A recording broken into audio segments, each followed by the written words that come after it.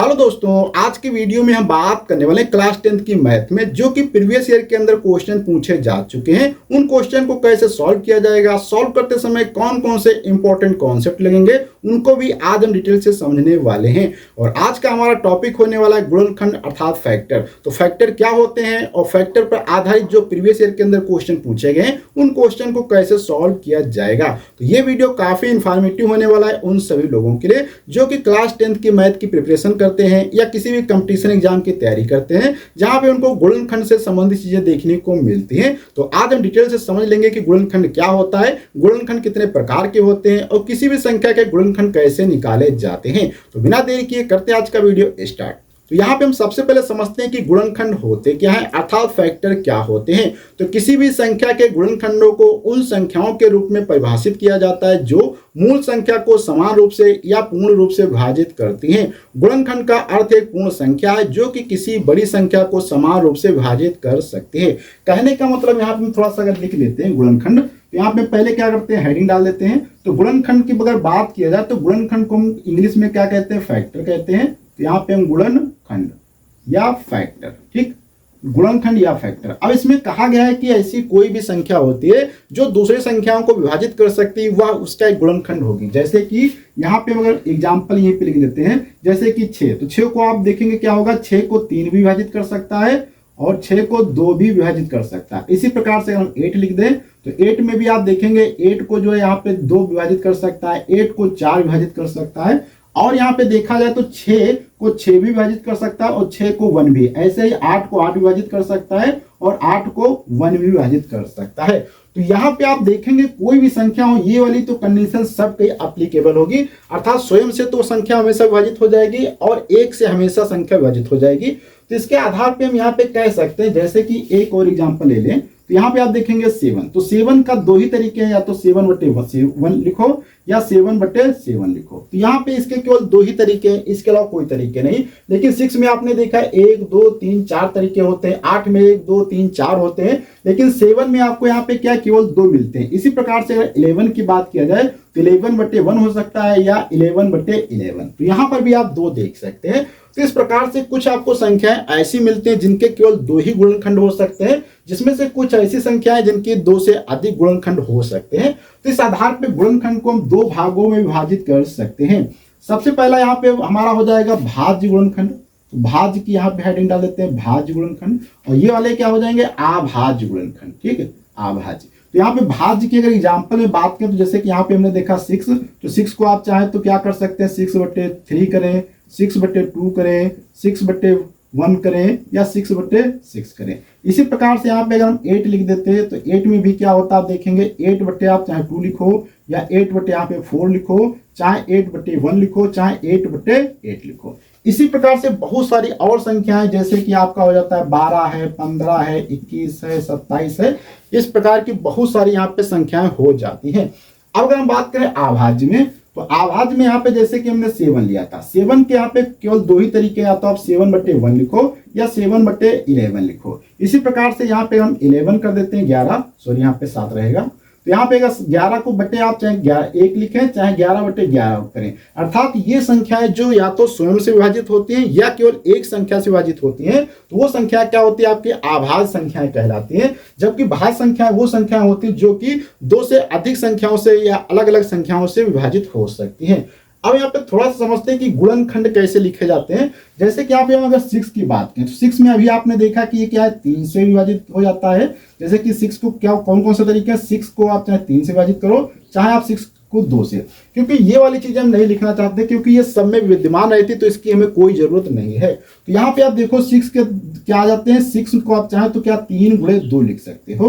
तो इस प्रकार से यहाँ पे आप देखेंगे 6 प्राप्त होता है किससे, 3/2 से, अर्थात यहाँ पे 3 और 2 के यहाँ 6 के गुणनखंड हो जाते हैं। इसी प्रकार से अगर हम 8 की बात करें तो 8 में क्या हो जाता है आपका 4 हो जाएगा, या यहाँ पे 2/2 लिख सकते हो, या आप चाहो तो 4/2 लिख सकते हो, इस प्रकार से। तो यहाँ पे गुणनखंड इसके 2/2 हो जाते हैं। और हमेशा जब गुणनखंड लिखे तो सबसे छोटी संख्या तक तोड़ते चले जाएं। जैसे कि यहाँ पे 4/2 लिखा, ये सही तरीका नहीं है, लेकिन ये सही तरीका है क्योंकि अब ये अभाज्य गुणनखंड में टूट चुके हैं, इसके बाद ये किसी संख्या में नहीं टूटेंगे।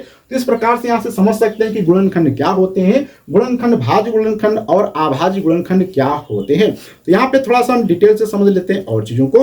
तो गुणनखंड भिन्न नहीं हो सकते, कहने का मतलब गुणनखंड कोई भी भिन्न में नहीं हो सकता, जैसे कि यहाँ पे आपने देखा। और प्रत्येक आभाज्य संख्या के केवल 2 गुणनखंड होंगे, जैसे कि प्रत्येक आभाज्य संख्या यहाँ पे देखते हैं तो इसके केवल 2 ही गुणनखंड है। जैसे कि क्या होगा, 7 बराबर आप लिखेंगे 7 गुणे 1, इसी प्रकार से 11 लिखेंगे तो 11 गुणे 1। तो यहाँ पे आप देख सकते हैं केवल इसके 2 ही गुणनखंड होते हैं, और यहाँ पे पहला गुणनखंड होगा 1 और दूसरा होगा स्वयं का गुणनखंड। जबकि सभी अभाज्य या सभी भाज्य संख्याओं के 2 से अधिक गुणनखंड होंगे, जिसमें अभाज्य गुणनखंड भी शामिल होते हैं। जैसे कि यहाँ पे आप देखेंगे 1 तो इसमें शामिल हो जाएगा, यहाँ से देखो 2 से अधिक हैं। तो इस प्रकार से ये गुणनखंड यहाँ तक हमने बहुत आसानी से समझ लिया।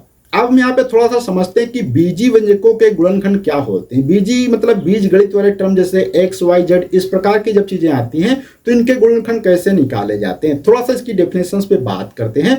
तो बीजी व्यंजक के गुणनखंड वे मान होते हैं जो दिए गए व्यंजक को विभाजित कर सकते हैं। उदाहरण के लिए यहाँ पे आप देख सकते हैं कि यहाँ पे हम क्या करते हैं, एक उदाहरण ले लेते हैं जिससे आपको चीजें ज्यादा समझ में आ जाएंगी। यहाँ पे उदाहरण के लिए हम ले लेते हैं 3xyz। इसमें आप देखेंगे 3xyz में बहुत सारे यहाँ पे आपको गुणनखंड दिखाई देंगे। जैसे यहाँ पे हम लिखेंगे 3xyz, तो यहाँ पे आप देख सकते हैं इसके कितने फैक्टर हो सकते हैं, अर्थात इस संख्या को कितनी चीजें विभाजित कर सकती हैं। जैसे कि यहाँ हम थोड़ा सा इसको बड़ा लिखते हैं 3xyz। तो यहाँ पे देखो कौन को विभाजित कर सकता है। एक तो यहाँ पे सबसे पहले क्या कर सकता है, इसको 3 विभाजित कर सकता है, अर्थात क्या होगा 3xyz बटे क्या हो जाएगा 3 हो जाएगा। दूसरे पे बात करें तो यहाँ पे 3xyz को यहाँ पे क्या है x विभाजित कर सकता है। इसके बाद यहाँ पे आ जाओ 3xyz को यहाँ पे y विभाजित कर सकता है। इसके बाद यहाँ पे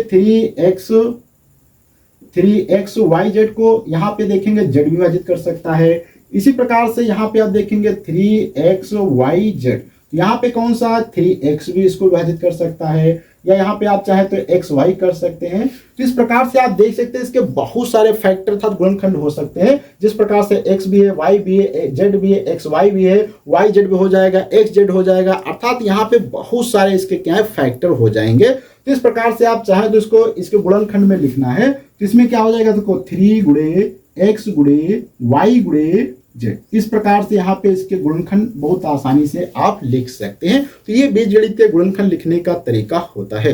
अब हम यहाँ पे थोड़ा सा समझते हैं कि क्वेश्चन कैसे आते हैं गुणनखंड के ऊपर आधारित। तो यहाँ पे सबसे पहले आप क्वेश्चन देख सकते हैं जिसमें दिया गया है कि रिक्त स्थान भरें, जिसमें 9 के गुणनखंड 1-9 लिखा। कहने का मतलब यहाँ पे लिखा है कि रिक्त स्थान में 9 है, तो 9 के गुणनखंड क्या होंगे ये आपको यहाँ पे फाइंड आउट करना होगा। तो 9 के गुणनखंड बहुत आसानी से आप निकाल सकते हैं, जैसे कि 9 हो जाएगा। तो 9 को आप क्या लिख सकते हैं, 9 में पहले यहाँ पे लिख देता हूं। तो 9 में आपको क्या मिलेगा, देखो 9 को आप चाहे तो 9 को आप 3 लिख सकते हैं, 3 गुणे 3 कर सकते हैं, या और यहाँ पे आप चाहे तो इसको 9 से विभाजित कर सकते हैं 1 से। तो यहाँ पे अगर टोटल बात करें तो इसके क्या हो जाएंगे गुणनखंड, एक तो 1 से हमेशा विभाजित हो जाएगी तो 1 गुणनखंड हो जाएगा। इसके बाद दूसरा क्या हो जाएगा 3 हो जाएगा, उसके बाद क्या हो जाएगा 9 हो जाएगा। अर्थात यहाँ पे इसके 3 गुणनखंड होते हैं, जिसमें से 1 और 9 क्या अभाज्य गुणनखंड है, जबकि 3 क्या इसका एक भाज्य गुणनखंड है। तो इस प्रकार से यहाँ पे रिक्त स्थान में अगर हम भरने की बात करें तो आप रिक्त स्थान में बहुत आसानी से भर सकते हैं। यहाँ पे 1 3 यहाँ पे 9, तो ये जो बीच में रिक्त स्थान बचा था वहां पे आपका 3 आ जाएगा।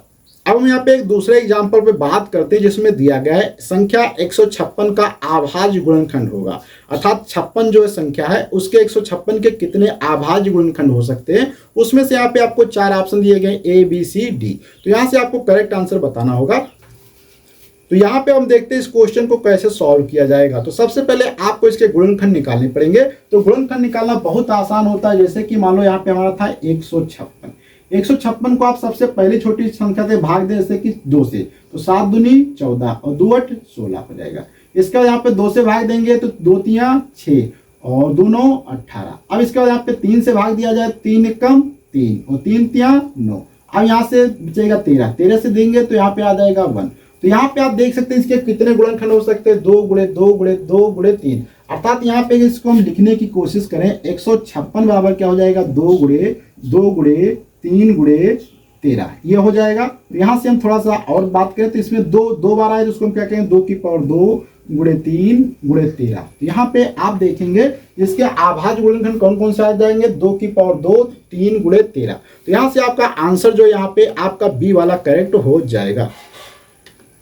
अब हम यहाँ पे एक और क्वेश्चन पे बात करते हैं जो कि दिया गया है कि संख्या 144 के आभाज्य गुणनखंड में आभाज्य गुणनखंडों की घातों का योग ज्ञात कीजिए। अर्थात 144 के पहले आपको आभाज्य गुणनखंड लिखने होंगे, फिर उनकी जितनी भी घातें होंगी उनका योगफल लिखना है। बहुत आसानी से लिख सकते हैं। तो सबसे पहले आपको क्या करना होगा, 144 के गुणनखंड निकालने होंगे। तो 144 के गुणनखंड कैसे निकालते हैं अभी हमने बात किया था। सबसे पहले आपको 2 से भाग देना पड़ेगा, तो यहाँ पे 7 हो जाएगा, यहाँ पे 2 हो जाएगा। फिर से आपको 2 से भाग देना पड़ेगा, यहाँ पे 36 हो जाएगा।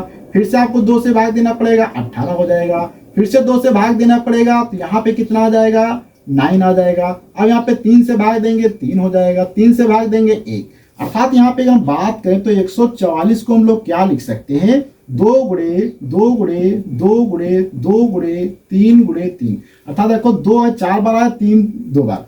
इसको चाहे तो आप थोड़ा सा ऐसे लिख सकते हैं, 2 की पावर 4 गुणे 3 की पावर 2। अब यहाँ पे जो घातें, ये क्या आभाज्य गुणनखंड है, तो इनकी घातें क्या हो जाएंगे, तो घातों का योगफल क्या हो जाएगा, घातों का योगफल। तो क्या हो जाएगा, 4 + 2। अर्थात यहाँ पे क्या आ जाएगा, 6 आ जाएगा, जो कि आपका यहाँ पे आंसर डी वाला करेक्ट हो जाता है। तो आज के वीडियो में हम लोग इतना रखते हैं। अगले वीडियो में मिलेंगे कुछ नए कॉन्सेप्ट के साथ में, कुछ नए न्यूमेरिकल के साथ में। जब तक के लिए धन्यवाद। और यदि अभी तक आपने हमारे चैनल को सब्सक्राइब नहीं किया तो प्लीज सब्सक्राइब कर लें, साथ में बेल आइकन को प्रेस कर दें। अगर आप इसी वीडियो को इंस्टाग्राम फेसबुक पर देखते हैं तो प्लीज हमें फॉलो कर लें।